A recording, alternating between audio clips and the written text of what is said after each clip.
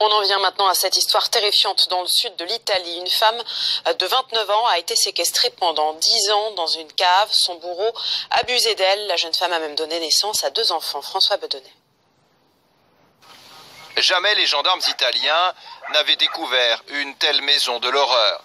Tout commence par un banal contrôle d'identité d'un homme d'une 50aine d'années et d'un garçon de 9 ans. L'enfant est maigre et très sale. Intrigués, les carabiniers les raccompagnent jusqu'à cette ferme entourée d'immondices. Une odeur pestilentielle en provenance de la cave les alerte. Enfermés au sous-sol, ils trouvent alors une jeune femme de 29 ans ligotée sur ce lit de carton. À côté d'elle, une fillette de 3 ans, mal nourrie et malade. Dans cette baraque, les conditions étaient horribles. Ni eau, ni électricité, des insectes partout. Elle était infestée de rats. À l'extérieur, il y avait des chiens livrés à eux-mêmes.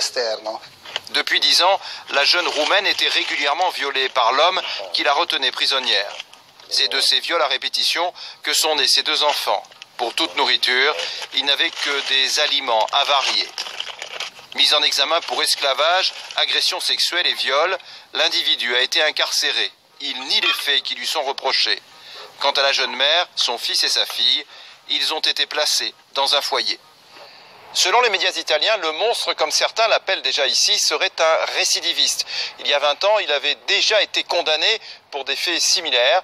Il avait alors séquestré et violé pendant de longs mois une jeune femme de 23 ans.